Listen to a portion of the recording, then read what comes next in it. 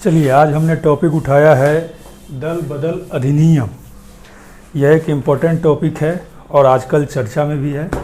देख ही रहे होंगे किस तरह महाराष्ट्र में ये पूरा जो वाकया चल रहा है यह इसी अधिनियम से संबंधित है। दल बदल अधिनियम, दल बदल अधिनियम, ठीक है। ये हमारा आज का टॉपिक है। दरअसल इस अधिनियम की ज़रूरत क्यों पड़ी? इसकी ज़रूरत इसलिए पड़ी कि 70 के दशक में जो था, सरकारें जो है महीने 6 महीने 2 महीने पर लगातार गिर रही थी और डेवलपमेंट का काम, देश के विकास के काम, राज्य के विकास के काम में बाधा उत्पन्न हो रहा था, ठीक है। तो एक अस्थाई सरकार हो और देश और समाज का विकास हो, इसलिए जो है इस अधिनियम को लाना पड़ा। और इस अधिनियम में आपको पढ़ना है कि इसमें अयोग्यता क्या है। दल बदल अधिनियम के कब लागू होंगे? दल बदल अधिनियम जो है कि कैसे विधायकों या सांसदों पे लागू होंगे। इसमें ऐसे क्वेश्चन बन सकता है, ठीक है, कि कौन से विधायक और कौन से सांसद जो हैं इस अधिनियम के अंदर में आएंगे। दूसरे टाइप का क्वेश्चन बन सकता है कि इसमें एक्सेप्शन क्या है, मतलब कब वो किस आधार पर जो है वो अयोग्य नहीं ठहराए जाएंगे, ठीक है। और तीसरा टाइप है, इसमें कुछ धाराएं हैं जो महत्वपूर्ण हैं, उन्हें मैंने यहाँ लिखा है, ठीक है। तो ये 3 इम्पोर्टेंट टॉपिक हैं इसमें और ये समझने का चीज़ है। आप इसे बिल्कुल हेडफोन लगा के कान में डाल के इसे आराम से सुने, ये आप फिर कभी ज़िंदगी में इसे आप नहीं भूल पाएंगे, ठीक है। चलिए हम इसकी शुरुआत करते हैं। मैंने यहाँ पे 3 चीज़ों का डिस्कस किया है। पहला नंबर कुछ महत्वपूर्ण पॉइंट लिखे हैं जो कि डेट से संबंधित है। उसके बाद मैंने लिखा है किस आधार पर विधायक या सांसद जो है अयोग्य ठहराए जाएंगे, ठीक है। फिर तीसरा मैंने ये लिखा है अपवाद, एक्सेप्शन, मतलब किन पे ये लागू नहीं होगा।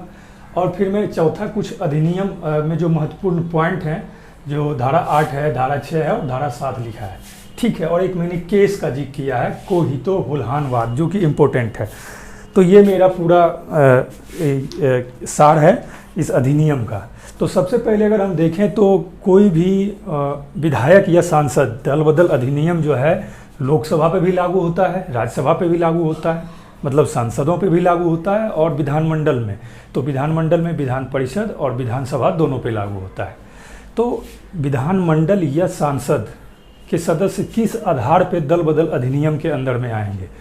दल बदल अधिनियम में होता क्या है कि दल बदल अधिनियम के तहत ये प्रावधान किया गया है कि जो सदन का अध्यक्ष होता है, जैसे लोकसभा अध्यक्ष या फिर राज्यसभा अध्यक्ष, या फिर अध्यक्ष ना हो तो उपाध्यक्ष, अगर अध्यक्ष उस समय उपस्थित ना हो तो पीठ का संचालन कौन करेगा, सदन का संचालन कौन करेगा? उपाध्यक्ष।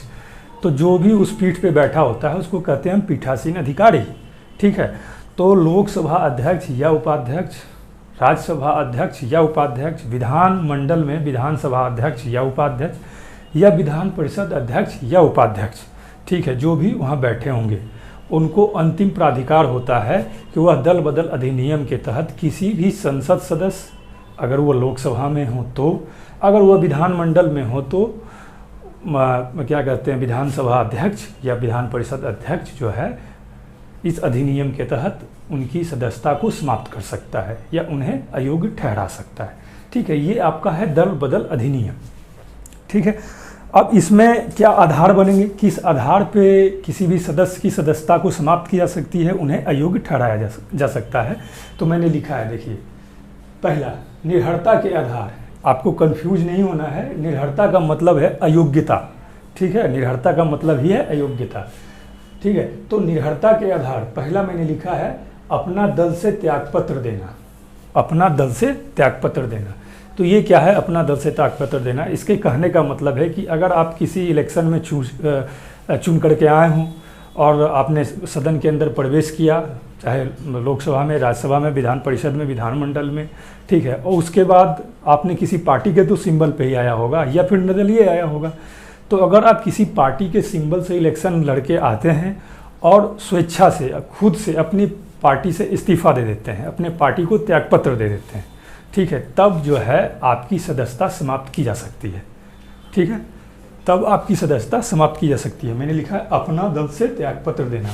मतलब कहने का मतलब ये हुआ कि जब कोई सदस्य किसी पार्टी के सिंबल पे चुनकर आता है और सदन में प्रवेश करता है, ठीक है, चाहे वो विधानमंडल में हो या संसद में हो, और सदन में प्रवेश करने के बाद, ठीक है, वह किसी अपने मन से स्वेच्छा से अपनी पार्टी से इस्तीफा दे देता है, ठीक है। जैसे बीजेपी का कोई मेंबर इलेक्शन जीत के आया और फिर उसने खुद से बीजेपी छोड़ दी, तब वह दल बदल अधिनियम के दायरे में आएगा, ठीक है। उस पर कार्रवाई की जा सकती है, उसे सदन से बर्खास्त नहीं, सदन से सदस्यता उसकी समाप्त की जा सकती है, उसे अयोग्य ठहराया जा सकता है। तो पहला हो गया। दूसरा मैंने लिखा है विप, WHIP, विप सचेतक का उल्लंघन करता है, अनुपस्थित या विपरीत मतदान करता है और 15 दिन के भीतर क्षमादान नहीं प्राप्त करता है, ठीक है। फिर से एक बार, विप सचेतक का उल्लंघन करता है, अनुपस्थित या विपरीत मतदान करता है और 15 दिन के भीतर क्षमादान नहीं प्राप्त करता है। इसका मतलब क्या हुआ? विप का मतलब होता है, उसको हिंदी में हम सचेतक कहते हैं, ठीक है।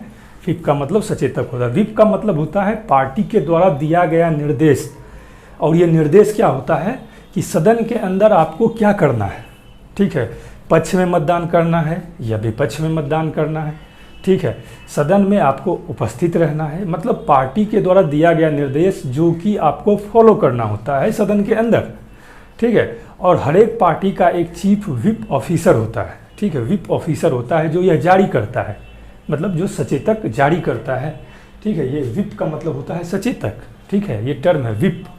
सुनते होंगे विप जारी किया गया, विप कुछ नहीं होता है, ये दरअसल पार्टी का निर्देश होता है जो आपको सदन में फॉलो करना होता है, ठीक है। तो अगर आपने पार्टी विप का उल्लंघन किया, अब विप में क्या जारी किया जा सकता है? आपसे कहा जा सकता है कि आप इस बिल के पक्ष में मतदान करो या फिर आप इस बिल के पक्ष में विपक्ष में मतदान करो, ठीक है। तो आपने क्या किया? उस विप का उल्लंघन किया, या फिर आप अनुपस्थित हुए या फिर आप विपरीत मतदान किए, तो भी आप जो है इस दल बदल अधिनियम के अंदर में आएंगे, ठीक है। कहने का मतलब आपने अपने पार्टी के निर्देश का उल्लंघन किया, आपकी पार्टी ने आपसे कहा विपक्ष में मतदान करो तो आपने पक्ष में मतदान किया, या फिर अनुपस्थित रह गए उस दिन, ठीक है, या फिर आपकी पार्टी ने कहा पक्ष में मतदान करो तो आपने विपक्ष में मतदान कर दिया। तो आप अगर अपने पार्टी के निर्देश का, विप का उल्लंघन करेंगे तो भी आप दल बदल अधिनियम के दायरे में आएंगे, ठीक है। तो ये दूसरा पॉइंट हो गया, मेरे ख्याल से आप समझ गए होंगे। तीसरा है निर्दलीय सदस्य किसी दल को ज्वाइन करता है, ठीक है। निर्दलीय सदस्य किसी दल को कहने का मतलब क्या है कि अगर कोई निर्दलीय व्यक्ति सदन में चुनकर आता है, ठीक है, और सदन में चुने जाने के बाद वह किसी पार्टी को ज्वाइन कर लेता है, ठीक है, तब भी वह दल बदल अधिनियम के दायरे में आएगा, ठीक है। तो निर्दलीय सदस्य भी दल बदल अधिनियम के दायरे में आएंगे अगर वह चुन के तो आते हैं निर्दलीय बिना किसी पार्टी के सिंबल पे, लेकिन सदन में आने के बाद, इलेक्शन के बाद वह जो है किसी पार्टी को ज्वाइन कर लेते हैं, तो वह दल बदल अधिनियम के अंदर में आएंगे, उनकी सदस्यता समाप्त की जा सकती है।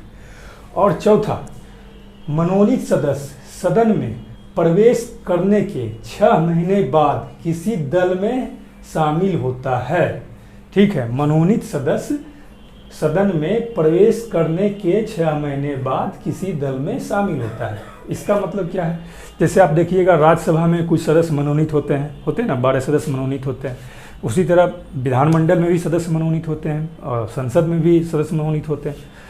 तो अगर वो मनोनीत हुए और 6 महीने के बाद, मतलब मनोनयन होने के 6 महीने के बाद उसने किसी पार्टी को ज्वाइन कर लिया, तो भी वह दल बदल अधिनियम के दायरे में आएगा, ठीक है। इसलिए आपने देखा होगा कि सचिन तेंदुलकर ने जब राज्यसभा में मनोनयन हुआ था तो उसमें क्या था, उन्होंने तुरंत ही कांग्रेस की सदस्यता ले ली थी। अगर आप 6 महीने के पहले किसी पार्टी की सदस्यता लेते हो तो आप इस दल बदल अधिनियम के अंदर में नहीं आओगे, लेकिन अगर आप 6 महीने के बाद किसी दल में शामिल होते हो, अगर आप मनोनीत हो, समान सदस्य के लिए नहीं, मनोनीत हो, तो आप दल बदल अधिनियम के दायरे में आएंगे। अच्छा, एक चीज़ यहाँ पे मैं छोड़ दिया था, जैसे 15 दिन के भीतर क्षमादान नहीं प्राप्त करता है। इसका क्या मतलब है? जैसे कि आपने विप का उल्लंघन किया, ठीक है, आपने विप का उल्लंघन किया तो आप तो इसके दायरे में आ गए, दल बदल अधिनियम के दायरे में आ गए, आपकी सदस्यता रद्द की जा सकती है या आपको संसद से या विधानमंडल से बाहर किया जा सकता है, ठीक है। तो इसमें मौका दिया जाता है क्षमा प्राप्त करने का, कि आपकी पार्टी से आपको क्षमादान अगर प्राप्त हो जाए, आपकी पार्टी अगर माफ़ कर दे, तो आप जो है इस दल बदल अधिनियम के अंदर में नहीं आएंगे। ठीक है। तो ये इसीलिए यहाँ लिखा गया है, व्हिप का उल्लंघन करता है, अनुपस्थित या विपरीत मतदान करता है और 15 दिन के भीतर क्षमादान नहीं प्राप्त करता है। मतलब एक मौका दिया जाता है कि आपको पार्टी, अगर आपकी पार्टी आपको क्षमा कर दे तब तो ठीक है, आप सदस्यता आपकी बरकरार रहेगी। ठीक है। तो टेन्योर कितना होता है? 15 दिन का। ठीक है।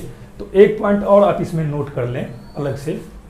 ठीक है। ये तो आपको पता चल गया कि किस आधार पे उनकी सदस्यता समाप्त की जा सकती है। एक तो आप खुद से पार्टी छोड़ दें, दूसरी बात अपने पार्टी के व्हिप का उल्लंघन करें। ठीक है। तीसरी बात, अगर निर्दलीय सदस्य किसी पार्टी को ज्वाइन कर लें, और चौथी बात, अगर आप मनोनीत सदस्य हैं तो 6 महीने के बाद किसी पार्टी को ज्वाइन करें। तो इस आधार पे हो गया। और जब इस कार्रवाई की जाती है तो ऐसा नहीं है कि जैसे आज आपने अपने व्हिप का उल्लंघन किया या आज आपने किसी पार्टी को ज्वाइन कर लिया तो तुरंत उस पर तत्काल उस पर कार्रवाई हो जाती है, अगले दिन उसकी सदस्यता समाप्त हो जाती है। ऐसा कुछ नहीं होता है। इसका एक प्रोसीडिंग है। ठीक है। इसमें समय लगता है, सदस्य को मौका दिया जाता है एक्सप्लानेशन का, आप अपना पक्ष रख सकते हैं, बचाव पक्ष को अपना रख सकते हैं, फिर उसे सुना जाता है। फिर जब सदन के अध्यक्ष जो है संतुष्ट हो जाते हैं या कि अब जो है पूरी तरह से यह दल बदल अधिनियम के दायरे में है, तभी इस पर कार्रवाई हो जाती है। ऐसा नहीं है कि अगले दिन उस पर कार्रवाई हो जाएगी अगर वह अधिनियम के दायरे में आया तो। ठीक है। तो उसको पर्याप्त अवसर दिया जाता है। ठीक है। उसको आपने नोट कर लीजिएगा कि सदन के सदस्यों को पर्याप्त अवसर दिया जाता है। ठीक है। अपना पक्ष रखने के लिए, अगर सदन के अध्यक्ष जो है मतलब उनके पक्षों से संतुष्ट नहीं होते हैं तब उन पर कार्रवाई की जाती है। ठीक है। सूचना दी जाती है सदन के सदस्यों को, फिर सूचना के बाद उनसे पक्ष मांगा जाता है। ठीक है। तो ये आपका पूरा हो गया निर्भरता के आधार। अब कुछ ऐसे प्रावधान हैं जिन पर ये लागू नहीं होता है, दल बदल अधिनियम उन पर लागू नहीं होता है। ठीक है। तो जैसे एक प्रावधान था जो कि 51वां संविधान संशोधन अधिनियम 2003 द्वारा समाप्त कर दिया गया। ठीक है। और ये प्रावधान क्या था कि अगर 1/3 सदस्य अपने दल से टूटकर, स्प्लिट मतलब टूटना, नया दल बना लें तो यह लागू नहीं होगा। ठीक है। नोट, परंतु इसे 51वां संविधान संशोधन अधिनियम 2003 द्वारा समाप्त कर दिया गया। लिखा हुआ है, मैंने लिखा है। तो ये एक्सेप्शन था, ये हालांकि अब खत्म हो चुका है। इसमें क्या था ना कि अगर आपकी पार्टी का 1/3 सदस्य जो है टूटकर एक नया दल बना ले, किसी दल में मर्ज नहीं हो जाए, विलय नहीं हो जाए, ठीक है, टूटकर एक नया दल बना ले तो, और नई पार्टी बना ले, तो जो है ये दल बदल अधिनियम उस पर लागू नहीं होगा। ठीक है। उसकी सदस्यता बरकरार रहेगी। तो ये पहले था, लेकिन 51वां संविधान संशोधन अधिनियम 2003 द्वारा इसे समाप्त कर दिया गया। ठीक है। अब 51वां संविधान संशोधन आप गूगल पे सर्च भी कर सकते हो, या फिर इसमें एक एक्स्ट्रा पॉइंट भी है, जैसे मंत्रिमंडल की सदस्य संख्या को जो है लिमिट कर दिया गया। ठीक है। तो कितना कर दिया गया वो आप नीचे कमेंट में बताना। ठीक है। तो ये 51वां संविधान संशोधन अधिनियम के द्वारा जो 1/3 वाला प्रावधान था उसे समाप्त कर दिया गया, जो कि धारा 3 में था। ठीक है। अब धारा 4 है, इसमें जो एक्सेप्शन में ही आता है, अपवाद में ही आता है। अगर 2/3 सदस्य नए दल में अपना विलय मर्जर कर लें तो यह लागू नहीं होगा। ठीक है। तो पहले मैंने देखा 1/3 सदस्य पे, जो कि एक्सेप्शन में आता था, जिस पे दल बदल अधिनियम लागू नहीं होता था, वह समाप्त हो गया। दूसरा है धारा 4, जिसमें कहा गया है कि अगर किसी पार्टी का 2/3 सदस्य अगर किसी दूसरे पार्टी में अपने आप को विलय कर ले, ठीक है, किसी दूसरे पार्टी में अपने आप को मर्ज कर ले, तो भी यह अधिनियम उस पर लागू नहीं होगा। तो पहला प्रावधान तो अब समाप्त हो चुका है, लेकिन ये प्रावधान अभी जारी है। अगर किसी पार्टी का 2/3 सदस्य किसी दूसरी पार्टी में विलय कर ले अपने आप को, तो इस पर दल बदल अधिनियम लागू नहीं होगा। और यही हो रहा है अभी। शिवसेना का 2/3 सदस्य जो है शिंदे के साथ है। ठीक है। इसीलिए उसने सरकार भी बनाई है। ठीक है। तो ये है धारा 4, ये सेक्शन 4 कहता है। धारा 3 समाप्त हो चुका है, ये धारा 4 है। फिर इसका एक धारा 5 है। अब धारा इंपॉर्टेंट उतना नहीं है, लेकिन आप कंटेंट को याद रखो, आप इसको समझने की कोशिश करो। 1/3 वाला प्रावधान क्या था, 2/3 वाला प्रावधान क्या है, क्या याद रखना है, ये याद रखना, धारा 4। ठीक है। अब इसमें फिर दिया है धारा 5 में, सदन के अध्यक्ष स्वेच्छा से अपना दल त्याग कर सकते हैं और कार्यकाल समाप्ति पर पुनः अपने दल में लौट सकते हैं। ठीक है, पुनः अपने दल में लौट सकते हैं। क्या लिखा है? सदन के अध्यक्ष स्वेच्छा से अपना दल त्याग कर सकते हैं और कार्यकाल समाप्ति पर पुनः अपने दल में लौट सकते हैं। इसका मतलब ये हुआ कि जो सदन का अध्यक्ष होगा उनको तो मतलब न्यूट्रल माना जाता है, वो पक्ष और विपक्ष दोनों को साथ लेकर चलते हैं, तो उनको इस अधिनियम से जो है बाहर रखा गया है। वो इस अधिनियम के दायरे में नहीं आएंगे अगर वो अपनी पार्टी का त्याग करते हैं। ठीक है, उनको एक्सेप्शन दिया गया है कि आप जब सदन का अध्यक्ष बने तो आप स्वेच्छा से अपनी पार्टी का त्याग कर सकते हैं और फिर जब आपकी कार्यकाल समाप्त हो जाए तो आप फिर अपनी पार्टी को ज्वाइन कर सकते हैं। तो ये 3 केस है एक्सेप्शन का, जिसमें एक केस तो पहले ही समाप्त हो चुका है 51वां संविधान संशोधन नियम से, तो अब बचा केवल 2 एक्सेप्शंस। क्या हैं? 2। ठीक है, एक 2/3 सदस्य वाला और सदन के अध्यक्ष, ठीक है, और उपाध्यक्ष। सदन के अध्यक्ष या उपाध्यक्ष चाहे तो जब पीठासीन हो तो वो अपने दल का त्याग कर सकते हैं। और यहाँ एक चीज़ आप कंफ्यूज मत होना, पीठासीन अधिकारी का मतलब वो होता है जो उस पीठ का अध्यक्षता करता है, चाहे वो अध्यक्ष हो और अध्यक्ष के ना रहने पे उपाध्यक्ष हो, तो पावर दोनों का सेम है। ठीक है, लेकिन तभी सेम होगा जब वो पीठ की अध्यक्षता करेगा। ठीक है, ऐसे नहीं अध्यक्ष और उपाध्यक्ष के अलग अलग पावर हैं, लेकिन जब अगर अध्यक्षता करेगा, ठीक है, अध्यक्षता करेगा तो दोनों सेम पावर एंजॉय करेगा और दोनों सेम डिसीजन ले सकता है। ठीक है, दोनों के पावर इक्वल होते हैं जब वो अध्यक्षता करता है सदन की। ठीक है, तो पीठासीन अधिकारी वही होता है, चाहे वो अध्यक्ष हो या अध्यक्ष की अनुपस्थिति में कोई उपाध्यक्ष हो। ठीक है, तो इसमें कंफ्यूज होने का जरूरत नहीं है। अब देखिए यहाँ पर मैंने कुछ अनुच्छेद लिखा है, अनुच्छेद 102 और अनुच्छेद 191। अनुच्छेद 102 में है संसद की अयोग्यता। संसद की अयोग्यता जो दल बदल अधिनियम के दायरे में आता है। अब जब संसद में पढ़ाऊंगा तो मैं आपको बताऊंगा संसद की अयोग्यता पे कौन कौन से आर्टिकल हैं। तो जैसे 101 और 102 है। हालांकि 101 में भी दल बदल अधिनियम का प्रावधान है, लेकिन मुख्यतः जो अनुच्छेद 102 है उसे आप जरूर याद रखें। ये संसद की अयोग्यता से संबंधित है, जो कि दल बदल अधिनियम से संबंधित है या उसके दायरे में है। अनुच्छेद 102 जो कि लोकसभा और राज्यसभा के सदस्यों पर लागू होगा। फिर मैंने अनुच्छेद 191 लिखा है, विधानमंडल सदस्य की सदस्यता। ठीक उसी तरह ये विधानमंडल सदस्य की अयोग्यता से संबंधित है, जो दल बदल अधिनियम के दायरे में है, आर्टिकल 191। ठीक है, तो अनुच्छेद 102 और अनुच्छेद 191 ये आपको याद रखने हैं, जो कि संसद सदस्य और विधानमंडल सदस्य की अयोग्यता से संबंधित है, जो दल बदल अधिनियम के दायरे में आते हैं। ठीक है, अब कुछ पॉइंट मैंने इधर लिखा है, धारा 6, 7, 8।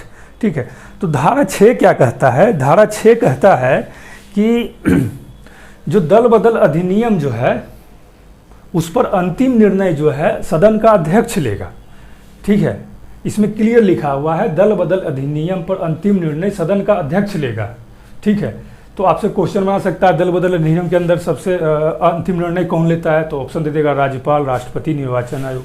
नहीं, जब भी दल बदल अधिनियम के अंदर कार्रवाई होगी तो उस पर अंतिम निर्णय जो लेगा वो सदन का अध्यक्ष लेगा, जो उस सदन की अध्यक्षता कर रहा है, चाहे वो अध्यक्ष हो या उपाध्यक्ष हो, वही लेगा। ठीक है, तो ये क्वेश्चन हमेशा याद रखना, दल बदल अधिनियम पर जो है अंतिम निर्णय कोई दूसरा नहीं, सुप्रीम कोर्ट, हाई कोर्ट, राज्यपाल, राष्ट्रपति, कोई, निर्वाचन आयोग, कोई नहीं। वो जब भी लेगा कौन लेगा? सदन का अध्यक्ष। ठीक है, वह चाहे लोकसभा अध्यक्ष हो या राज्यसभा अध्यक्ष हो या विधानमंडल अध्यक्ष हो या विधान परिषद अध्यक्ष हो या फिर उपाध्यक्ष। ठीक है, तो सदन, ये धारा 6 है, ये इंपॉर्टेंट है, आपको धारा 6 याद रखना चाहिए। ये समझना भी चाहिए कि जो दल बदल अधिनियम पे कार्रवाई होती है उस पर अंतिम निर्णय कौन लेता है? सदन का अध्यक्ष। ठीक है, पीठासीन अधिकारी। ठीक है, पीठासीन अधिकारी कहने का मतलब वही अध्यक्ष या उपाध्यक्ष। तो ये आपको याद रखना है, धारा 6। धारा 7 कहता है, इसके लिए निर्णय को, इसके तहत लिए गए निर्णय को न्यायालय में चुनौती नहीं दी जा सकती। ठीक है, ये कंट्रोवर्शियल है। उसके बाद मैंने लिखा है नोट, कोहितो होल्हानवाद 1993 में सर्वोच्च न्यायालय ने धारा 7 को असंवैधानिक घोषित कर दिया और पीठासीन अधिकारी को अधिकरण के समान माना। ठीक है, इसका मतलब समझ रहे हैं, धारा 7 में क्या प्रावधान किया गया था कि इस अधिनियम के तहत लिए गए निर्णय, तो निर्णय कौन लेगा? सदन लेगा, सदन का अध्यक्ष लेगा। तो इस अधिनियम के तहत लिए गए निर्णय को कोर्ट में चैलेंज नहीं किया जा सकता। पहले तक ये प्रावधान था। ठीक है, लेकिन वही लिखा है, इसके तहत लिए गए निर्णय को न्यायालय में चुनौती नहीं दी सकती। ये धारा 7 कहता है, इस अधिनियम का धारा 7 ये कहता है, ठीक है। लेकिन कोहितो होल्हानवाद 1993 में सर्वोच्च न्यायालय ने धारा 7 को असंवैधानिक घोषित कर दिया। मतलब जो कोहितो होल्हान वाला बात था 1993 में, उसने धारा 7 में जो ये लिखा हुआ है कि इसे चुनौती नहीं दे सकती न्यायालय में, इसे असंवैधानिक घोषित कर दिया गया। तो वर्तमान स्थिति क्या है? वर्तमान स्थिति ये है कि अब जो है दल बदल अधिनियम को कोर्ट में चैलेंज किया जा सकता है और किया जा भी रहा है। आप देख ही रहे होंगे, शिवसेना कोर्ट में जा चुकी है, उधर शिंदे भी कोर्ट में जा चुका है और इधर राज्यपाल भी कोर्ट में जा चुका है, हर कोई कोर्ट में है, ठीक है। तो अभी वर्तमान स्थिति क्या है कि इस अधिनियम को कोर्ट में चैलेंज किया जा सकता है, ठीक है। वही, और इस अधिनियम के तहत जो है कोर्ट ने, सुप्रीम कोर्ट ने पीठासीन अधिकारी को एक अधिकरण माना। मैंने आपको बताया था भाग 14 को, भाग 14A, उसमें बताया था अधिकरण के बारे में। अधिकरण क्या होता है, ठीक है, अधिकरण क्या होता है? तो अधिकरण जैसे एनजीटी हो गया, फिर सेंट्रल एडमिनिस्ट्रेटिव कमीशन होता है, फिर आपको क्या कहते हैं जल समझौता जो होता है उस पर अधिकरण होता है। तो उसमें क्या होता है, नहीं कोई भी अधिकरण अगर कुछ निर्णय लेता है, जैसे एनजीटी हो, ये है वो क्या कहते हो, और जल समझौते पे जो अधिकरण है, अगर वो कोई निर्णय लेते हैं तो उन्हें आप कोर्ट में चैलेंज कर सकते हैं, ठीक है। तो इसी तरह अधिकरण के समान माना इनको, पीठासीन अधिकारी को, कि आप इनके फैसले को कोर्ट में चैलेंज कर सकते हैं, ठीक है। तो अगर इससे आपसे क्वेश्चन पूछ देगा कि किस बात में क्या कहते हैं सुप्रीम कोर्ट ने क्या कहते हैं पीठासीन अधिकारी को दल बदल अधिनियम के तहत एक अधिकरण के समान माना, तो वही कोहितो होल्हानवाद, इस बात को याद रखें, कोहितो होल्हानवाद 1993, ठीक है।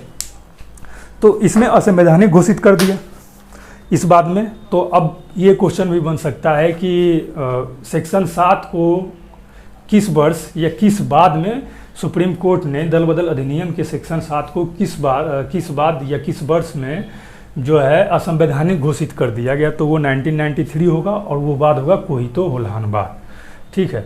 और ये भी क्वेश्चन पूछ सकता है कि वह कौन सी धारा है या फिर वह कौन से तथ्य हैं जिसे असंवैधानिक घोषित कर दिया गया है। तो धारा अगर पूछेगा तो धारा 7, और तथ्य अगर पूछेगा तो इसे कोर्ट में चैलेंज नहीं किया सकता है जिसे असंवैधानिक घोषित कर दिया गया है, ठीक है। तो ये आपका दल बदल अधिनियम है। उसके बाद मैंने धारा 8 लिखा है। धारा 8 में ये दिया गया है कि दल बदल अधिनियम से संबंधित अगर कोई कानून हो, कानून नहीं नियम अगर बनाना हो तो वह सदन के अध्यक्ष बनाएंगे, ठीक है। और सदन के अध्यक्ष अगर ये कानून बनाते हैं तो उन्हें 30 दिन पहले सदन के सामने रखना होगा।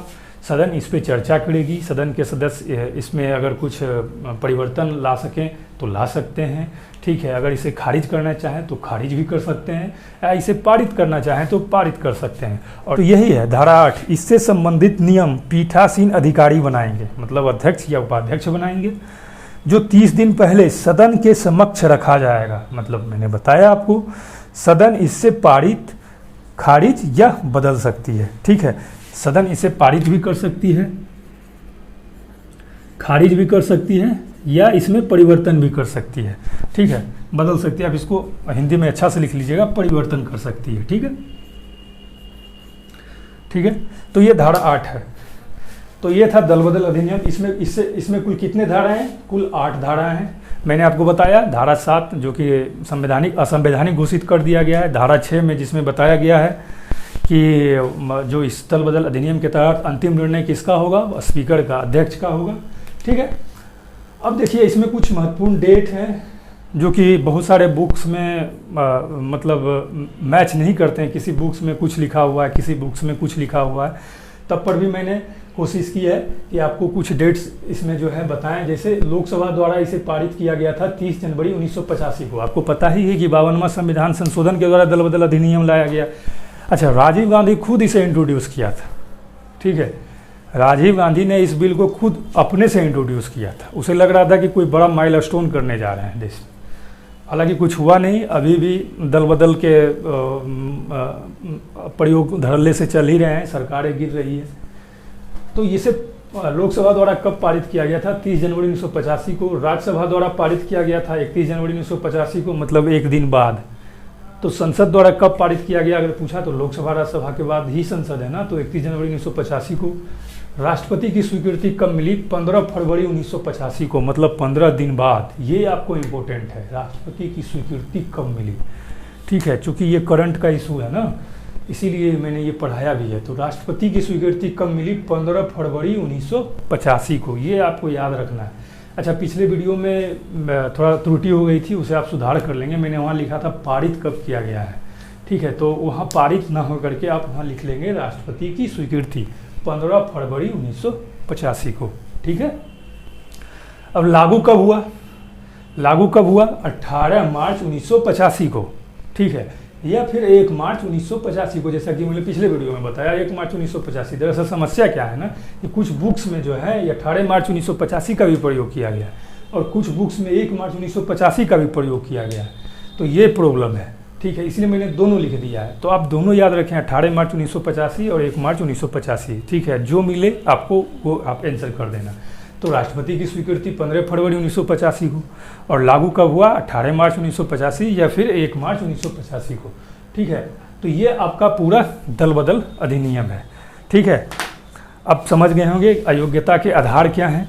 पहला वही स्वेच्छा से त्यागपत्र देना, ये व्हिप का उल्लंघन करना, निर्दलीय सदस्य के लिए प्रावधान कि आप कोई पार्टी ज्वाइन नहीं कर सकते, और फिर मनोनीत सदस्य के लिए कि 6 महीने के अंदर 6 महीने के भीतर 6 महीने के बाद अगर आप कोई पार्टी ज्वाइन करते हैं तब इसके दायरे में। एक्सेप्शंस आपने समझ लिया, स्पीकर को एक्सेप्शन है, या 2/3 वाले केस में एक्सेप्शन है कि अगर जब आप विलय करें किसी पार्टी में। ठीक है, उसके बाद मैंने कुछ इंपॉर्टेंट धाराएं बताई आपको। ठीक है, तो ये पूरा दल बदल अधिनियम है। ठीक है, और मैं समझता हूँ कि इसके बाद आपको कोई समस्या नहीं होगा। दल बदल अधिनियम से कोई भी प्रश्न आएंगे तो आप उसे आसानी से कर जाएंगे। ठीक है, और फिर मिलते हैं अगले वीडियो में। उसमें मैं अगला वीडियो बनाऊंगा कुछ इंपॉर्टेंट क्वेश्चंस आंसर सीरीज से। ठीक है, अच्छा इसमें एक चीज़ और भूल गया मैं, जिसे मैंने लिखा अपने दल से त्यागपत्र देना। ठीक है, अगर स्वेच्छा से अपना दल से कोई त्यागपत्र दे दिया तब वो दल बदल के दायरे में है।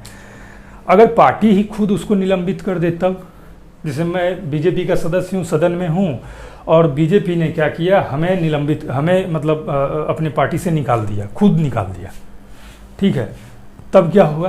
तब इस केस में जो है ये दल बदल अधिनियम लागू नहीं होगा, क्योंकि मैं सदन के अंदर में हूँ। हमने खुद से तो पार्टी नहीं छोड़ी ना, पार्टी हमको खुद छुड़वा रही है। ठीक है, तो मैं इसके अंदर दायरे में नहीं आऊँगा, हमारी सदस्यता बरकरार रहेगी। हाँ, मैं खुद अपने इच्छा से सदस्यता से त्यागपत्र देता हूँ, तब मैं इसके दायरे में हूँ। अब पार्टी खुद हमें अपनी पार्टी से निकाल रही है तो हम इसके दायरे में नहीं हैं।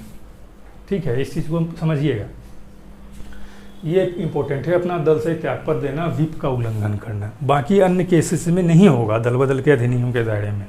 ठीक है, तो ये दल बदल अधिनियम था। इसका फ़ायदा क्या है? इसका फ़ायदा यही हुआ है थोड़ा कि खरीद फरोख्त जो है विधायकों का कम हुआ। हालांकि हमको तो नहीं लगता कम हुआ है, चल ही रहा है। थोड़ा फ़ायदा ये हुआ कि बार बार जो चुनाव होता था वो थोड़ा कम गया है। कुछ ही दिनों के अंदर फिर चुनाव करो, फिर चुनाव करो, वो थोड़ा कम गया है। ठीक है, और तीसरा कुछ निगेटिव्स हैं, जैसे क्या कहते हैं, इसमें कोई सीमा नहीं दिया गया है कि जो स्पीकर है वो कितने समय के अंदर कार्रवाई करेगा, 10 दिन, 20 दिन, 30 दिन। तो ये कोई टाइम बाउंडेशन नहीं है, तो इसका दुरुपयोग भी किया जाता है स्पीकर के द्वारा अपने पार्टी। जैसे दरअसल स्पीकर तो किसी पार्टी के संबंधित होते हैं जो कि क्या कहते हैं सरकार चला रहा होता है, तो इसका दुरुपयोग भी किया जाता है ना। इस पर फैसला बहुत लेट से होता है। ठीक है, तो इसका दुरुपयोग भी है। दूसरा है कि इसमें व्यक्तिगत स्वतंत्रता सीमित कर दिया गया है और पार्टी तंत्र हावी हो गया है लोकतंत्र पे। व्यक्तिगत स्वतंत्रता कहने का मतलब, अगर मेरी पार्टी किसी बिल के पक्ष में मतदान कर रही है और वह बिल देश के लिए घातक है और मेरा मन ये कहता है कि यह बिल के पक्ष में मैं मतदान नहीं करूँ या फिर मैं अनुपस्थित रहूँ, लेकिन मैं ऐसा नहीं कर पाऊँगा। ठीक है, क्योंकि अगर मैं करूँगा तो पार्टी मुझे निकाल देगी, और पार्टी तो निकाली, साथ साथ हमारी सदस्यता भी चली जाएगी। तो मजबूरन आपको जो है पार्टी के अनुसार चलना पड़ता है। तो व्यक्तिगत स्वतंत्रता, हमारी स्वतंत्रता तो छीन गई ना। तो ये इसका कुछ डिमेरिट्स है। ठीक है, तो फिर मिलते हैं नेक्स्ट वीडियो में। ठीक है, तब तक के लिए धन्यवाद।